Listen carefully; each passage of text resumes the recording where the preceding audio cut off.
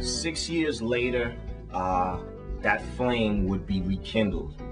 The only difference between then and now is that we were more seasoned, more mature. Like I called Jared and I called Ram and I was like, yo, let's start saving, let's set a date, let's start having meetings, let's try to get people, to come together and, do this whole real estate thing over again. Like we set a goal to save $5,000. Lane said he was serious about, yo, let's get another 5 Gs, let's get 20 people, get $100,000 and let's roll forward. Maybe 50 was too much because he figured 50 was too much. So let's dumb down the numbers, but still have the same dollar amount, but just a little less people. Boom, and I was in. So I got the call, ready to go. I wasn't that 24-year-old young man who had aspirations of the big house and the fancy car any longer. I was an emotionally, mentally, intellectually, spiritually seasoned individual. I was seeking better health, better relationships. So I got this call the second time, spawned again by Delane. He said he was ready. The second time I knew I was ready.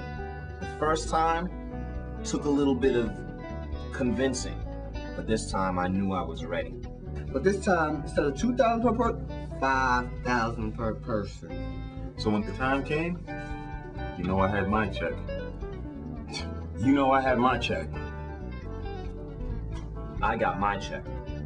And I got mine. The original nucleus was Ghislaine, Jared, and myself, as well as Ghislaine's brother, James. I had met a number of individuals, but one person who stands out is my partner, Antoine, Mr. Grant, I call him. Antoine was somebody whose demeanor, his confidence was something that was not prideful, it wasn't conceit, but it was something that was convincing. He understood, he knew he had a path, he had certain desires. And based on our conversations, I realized, this is an individual that reminds me of family. At the end of the day, that's exactly what it turned out to be.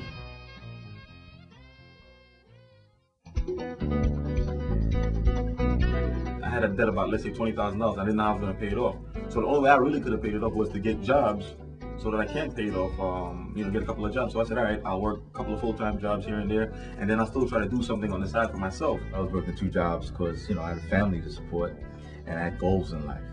You can either sit there and be satisfied with status quo, or you can kind of push to get over the top.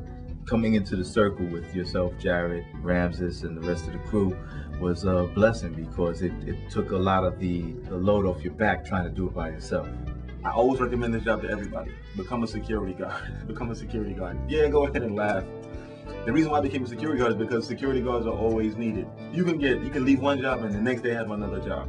Hey man, I ain't doing great, man. I'm making $8.50 an hour at night. I make $13 in the morning now. That might be a lot better than some of you people out there, but it still ain't that good. So I'm representing the cats that make like $30,000 a year. We're unskilled, but you still gotta burn desire to do something with yourself, okay?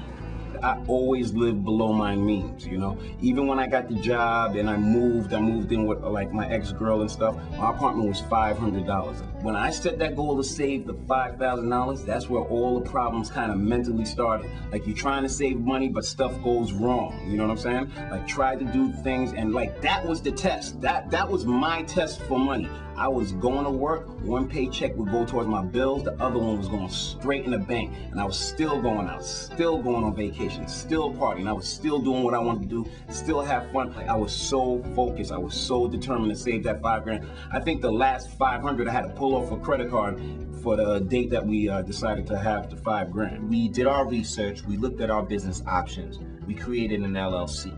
This LLC allowed us to work together in a legal format as well as build the finances and the income that we needed to be successful as a group. So we structured our group, we assigned responsibilities, roles, we met on a regular basis to go over numbers and successes and failures, and we started to analyze and learn from our mistakes. That $60,000 bought us our first investment. The first home that we tried to purchase was in East Orange, New Jersey. Me and Jared made the least amount of money. We decided to partner up together. Like the banks wanted you to be 50,000 or whatever. I made 25, they made 26, so we decided to come together and move forward. And we bought the house together on our own name because we made the least amount of money. I was green, I was excited, I wanted to do it. And this is the first house that we bought or whatever, and we had a lot of problems with this house. Matter of fact, I think we sunk like $16,000 to $20,000 into this house in just a year. And that's what happened to you. But you know what? For some strange reason, we weren't upset that we spent all that money. We just laughed about it, like, damn, I can't believe we blew that money or whatever. We just, we just knew we did something wrong. We knew we had the formula. We just thought we bought the wrong house. That was our only problem. Only problem with it. We bought the wrong house. And the reason why we got it, the big reason why for us to get it was because we had no money down or whatever. This is 1308 Park Boulevard. We're in Camden. It's the Parkside section of Camden. It's a halfway decent, neighborhood. And how many bedrooms this house in? This house has 4 bedrooms, 1.5 baths. When we first bought it, you could eat off the basement floor. That's how good this house looked. Everything was brand new, garbage disposal, carpet. Actually, we were thinking about buying it and keeping it for ourselves so we can work out of here. But we had to make money off of it first. So we decided to rent it. But this is a great house. Wainwright, that was in the Wake section of Newark. Nice 3-family home. 40 by 100 or something like that, as far as the plot and the land was concerned. But the house itself was, a decent sized house. We get it for like 180. In late 2002, that second investment turned into another investment before 2003. In 2003, we went over to another investment. So within a short amount of time, or short span of time, what some people would have considered impossible, we didn't have that barrier. We didn't put success in a box and say that we have to achieve it within that box. We broke the walls down and we said we're gonna think outside of the box. Now we have another 10, 12 people to rely on, to support us, to come through in the clutch.